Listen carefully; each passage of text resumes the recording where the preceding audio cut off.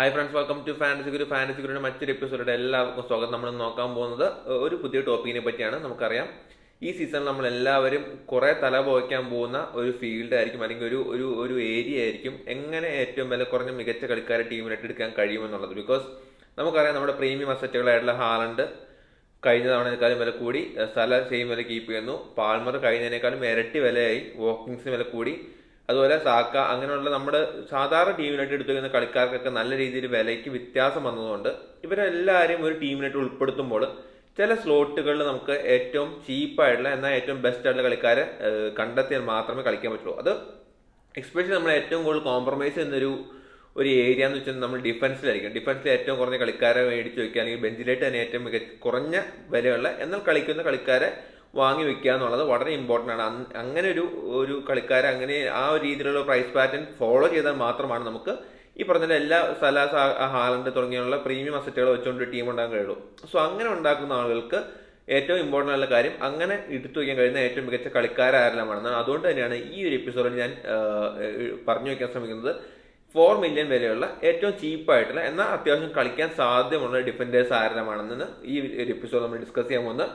So ഈ ഒരു കാറ്റഗറിയായിട്ട് നമ്മൾ നോക്കുമ്പോൾ നമ്മൾ ഏറ്റവും കൂടുതൽ പ്രാധാന്യം നൽകുന്ന ഒരു ഏരിയ എന്ന് വെച്ച് കഴിഞ്ഞാൽ 90 മിനിറ്റ് ഏറെക്കുറെ കളിക്കാൻ സാധ്യതയുള്ള പ്ലേയേഴ്സാണ് നമ്മൾ നോക്കുന്നത്. 4 മില്യൺ കുറേ കളിക്കാർ ഡിഫൻഡേഴ്സ് അവൈലബിൾ ആണെങ്കിലും 90 മിനിറ്റ് കളിക്കാൻ സാധ്യതയുള്ള, അതായത് ഒരു ബെഞ്ചിൽ നിന്ന് കയറി വന്നാൽ പോലും ഒരു 2 പോയിന്റ് തരാൻ കഴിയുന്ന രീതിയിലുള്ള കളിക്കാരെല്ലാമാണ് നോക്കുന്നത്. ആ ഒരു ലിസ്റ്റിലായിട്ട് ആദ്യം വരുന്ന ടൈലർ ഹാർവുഡ് ബെല്ലിസ് എന്ന് പറയുന്ന സെയിൻസിന്റെ, അതായത് സൗത്താംപ്ടന്റെ ഡിഫൻഡറാണ്.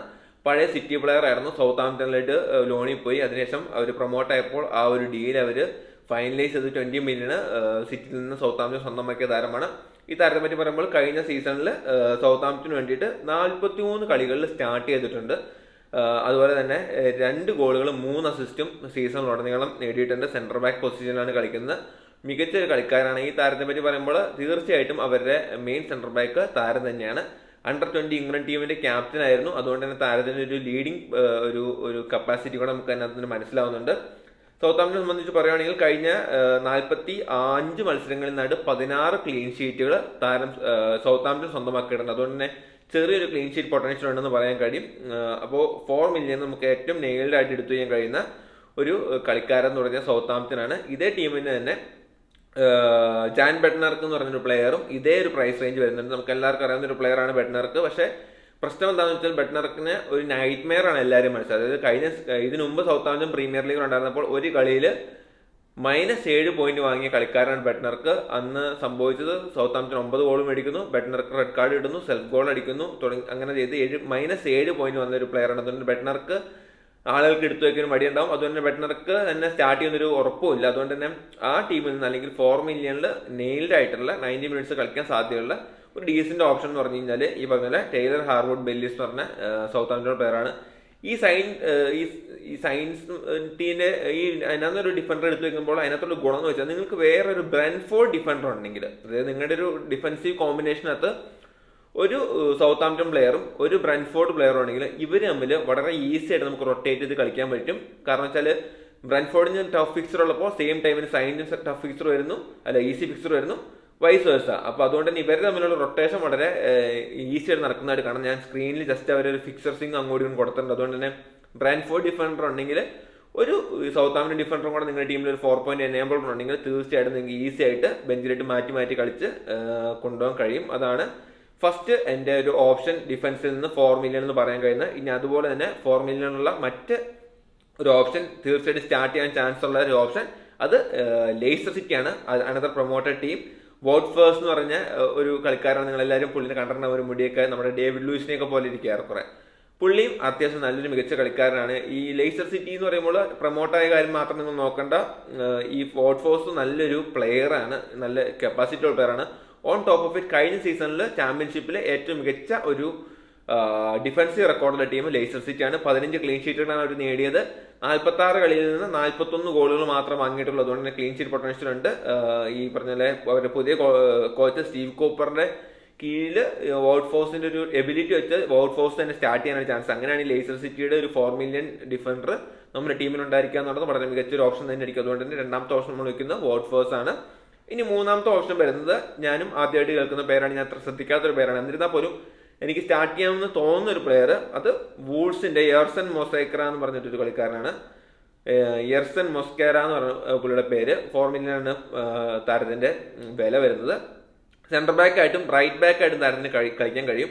ഈ വൂൾസിന് ഡിഫൻസിലായിട്ട് ഈ ഒരു താരത്തിന് ഒരു ഓപ്ഷൻ ഉണ്ടോ എന്ന് ചോദിച്ചാൽ അതിനകത്തൊരു പ്രസക്തി എന്ന് പറയുന്നത് അവരുടെ കിൽമാൻ വൂൾസ് വിട്ട് പോകാൻ നിൽക്കുകയാണ്. അതുകൊണ്ട് തന്നെ കിൽമാന് പകരമായിട്ട് ഈ എർസൺ മൊസ്കേര കളിക്കും എന്നുള്ളതാണ് ഇപ്പോൾ വരുന്ന വാർത്തകൾ. താരം കഴിഞ്ഞ സീസണിൽ പകുതിക്ക് വെച്ച് വില്ലാറയിലായിട്ട് ലോണിൽ പോയിട്ടുണ്ടായിരുന്നു. അവിടെ താരം 16 കളികളിൽ നിന്നായിട്ട് 14 തവണ സ്റ്റാർട്ട് ചെയ്തിട്ടുണ്ട്. അതിൽ തന്നെ 2 ഗോൾ, ഒരു അസിസ്റ്റും പുള്ളി സ്വന്തമാക്കിയിട്ടുണ്ട്. മികച്ച രീതിയിൽ അവിടെ നല്ല ഫോമിലാണ് വില്ലാറയിൽ കളിച്ചത്. അതുകൊണ്ട് തന്നെ ആ ഒരു ഫോം കണ്ടിന്യൂ ചെയ്ത് തിരിച്ച് വൂൾസ് വരുമ്പോൾ കിൽമാന്റെ ഓപ്പോസിഷനിലിട്ട് ഈ എർസൺ മൊസ്കേര വരും എന്നാണ് നമുക്ക് മനസ്സിലാക്കാൻ കഴിയുന്നത്. അതുകൊണ്ട് തന്നെ വൂൾസിന്റെ എർസൺ മൊസ്കേരയെ ഒന്ന് നോക്കി വെച്ചുള്ള 4 മില്യൺ മാത്രമാണ് വിലയുള്ളത്. അങ്ങനെ പുള്ളി സ്റ്റാർട്ട് ചെയ്യാമെന്ന് തോന്നിക്കാൻ തീർച്ചയായിട്ടും എടുത്തു കഴിയും കഴിയുന്ന നമ്മളൊക്കെ കിൽമാൻ വെച്ചുകൊണ്ടിരുന്നതാണ്. സോ കിൽമാനെ മാറ്റി നമ്മൾ മൊസ്കേരനെ വെക്കുന്നു. വലിയൊരു തിങ്കിങ്ങിന് ആവശ്യമില്ല. ഇനി ലാസ്റ്റ് ഈ ഒരു കാറ്റഗറിയിലേക്ക് വരുന്ന ഒരു പ്ലെയർ, അതെനിക്ക് ഏറ്റവും ഫേവറേറ്റ് ആയിട്ടുള്ള പ്ലെയറാണ്. ഞാൻ ഈ സീസണിൽ വളരെ പ്രതീക്ഷയോടെ നോക്കുന്ന ഒരു യങ്സ്റ്ററാണ്. അത് മറ്റാരുമല്ല, വാലന്റൈൻ ബാർക്കോ. ബ്രൈറ്റന്റെ ഡിഫൻഡറാണ്. സിറ്റി സൈൻ ചെയ്യാൻ ശ്രമിച്ച് പരാജയപ്പെട്ട ഒരു ഡിഫൻഡറാണ് ബാർക്കോ. വളരെ യങ് ആണ്, വളരെ സ്കിൽഫുൾ ആണ്, വളരെ മികച്ച ഒരു ഫ്യൂച്ചർ അസറ്റ് അല്ലെങ്കിൽ പ്രോസ്പെക്ട് എന്ന് തന്നെ പറയേണ്ടി വരും. താരം കഴിഞ്ഞ സീസണിൽ 6 കളികളിലായി കളിച്ചു. അതിൽ 3 കളിയിൽ സ്റ്റാർട്ട് ചെയ്തു. ഗോളൊന്നും നേടാൻ കഴിഞ്ഞില്ല. പ്രീ സീസണിൽ താരം കളിക്കാൻ ഇറങ്ങിയിട്ടുണ്ടായിരുന്നു ബ്രൈറ്റിന് വേണ്ടിയിട്ട്. നമുക്കറിയാം ബ്രൈറ്റിന് പുതിയ കോച്ചാണ്. കഴിഞ്ഞ പ്രീ സീസണിൽ പുള്ളി ഇറങ്ങിയപ്പോൾ 45 മിനിറ്റ് കളിച്ചു. ഈ 45 മിനിറ്റും കോർണറുകൾ മൊത്തം ഈ ബാർക്കോ ആയിരുന്നു എടുത്തുകൊണ്ടിരുന്നത്. അതുകൊണ്ട് തന്നെ സെറ്റ് പീസ് ഡ്യൂട്ടി ബാർക്കോയ്ക്ക് കിട്ടാനുള്ള സാധ്യത വളരെ കൂടുതലാണ്. ഓൺ ടോപ്പ് ഓഫ് ഇറ്റ് നമ്മളെ ഏറ്റവും കൂടുതൽ എൻകറേജ് ചെയ്യുന്ന ഫാക്ടർ അവരുടെ ഫസ്റ്റ് ചോയ്സ് ആയിട്ടുള്ള എസ്റ്റുപ്പിനെ ആങ്കിൾ ഇഞ്ചറി കാരണം 2 മന്ത് ഔട്ട് ആയിരിക്കും. സീസൺ തുടക്കത്തിൽ ഉണ്ടാവില്ല. അതുകൊണ്ട് തന്നെ ആ ഒരു പൊസിഷനായിട്ട് ബാർക്കോ ആയിരിക്കും സ്റ്റാർട്ട് ചെയ്യുക. അതുകൊണ്ട് തന്നെ ബ്രൈറ്റൺ ഡിഫൻസിൽ നിന്ന് ഒരു 4 മില്യൺ ബാർക്കോ ഇസ് ബാർഗെയിൻ തന്നെയാണ്.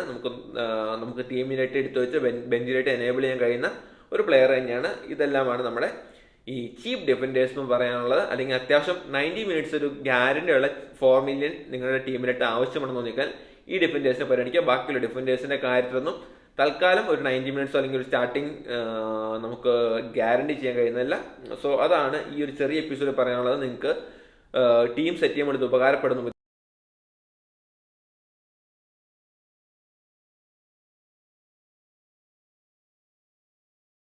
പ്രതീക്ഷിക്കുന്നു. നമ്മൾ അടുത്ത എപ്പിസോഡിൽ പറയാൻ പോകുന്നത് ഇതുപോലെ തന്നെ എനേബിൾ ചെയ്യാൻ പറ്റുന്ന മിഡ്ഫീൽഡേഴ്സിനെ പറ്റിയാണ്, ചീപ്പ് മിഡ്ഫീൽഡേഴ്സിനെ പറ്റിയാണ്. സോ ആ ഒരു എപ്പിസോഡിന് വേണ്ടി ഉടനെ കാണാം. നിങ്ങൾക്ക് എന്തെങ്കിലും അഭിപ്രായങ്ങളുണ്ടെങ്കിൽ കഴിഞ്ഞ വീഡിയോയ്ക്ക് കുറേ കമൻറ്റുകൾ കിട്ടി. പോസിറ്റീവ് ഫീഡ്ബാക്കിനൊക്കെ നന്ദി അറിയിക്കുന്നു. നമ്മുടെ ഫുട്ബോൾ ഫീവറിൻ്റെ ലീഗിൻ്റെ ഡീറ്റെയിൽസ് വീണ്ടും ഞാൻ പറയുന്നു. 500 റുപ്പീസാണ് അതിന് എൻട്രി ഫീ വരുന്നത്. 2 ലാക്ക് വർത്ത് പ്രൈസ് പൂൾ ഉണ്ട്. വിന്നർക്ക് 30,000 ആണ് കിട്ടുന്നത്. അതുപോലെ തന്നെ ആദ്യ 100 സ്ഥാനങ്ങളിൽ എത്തുന്ന ആളുകൾക്ക് അഷ്വർഡ് പ്രൈസ് ആണ്. നിങ്ങളുടെ രജിസ്ട്രേഷൻ ഫീ തീർച്ചയായിട്ടും നിങ്ങൾക്ക് തിരിച്ചു കിട്ടും. സോ നിങ്ങൾക്ക് അതിനകത്ത് താല്പര്യം ഉണ്ടെങ്കിൽ ഞാൻ പറഞ്ഞത് ഞാൻ ഗ്രൂപ്പിൽ ലിങ്ക്, വാട്സാപ്പ് ലിങ്ക് ഡിസ്ക്രിപ്ഷനിൽ കൊടുക്കുന്നുണ്ട്. എൻറോൾ ചെയ്യുക. ബാക്കി ഡീറ്റെയിൽസ് നിങ്ങൾ അറിയിക്കുന്നതായിരിക്കും. അഡ്മിൻസ് നിങ്ങളെ ബന്ധപ്പെടുന്നതായിരിക്കും.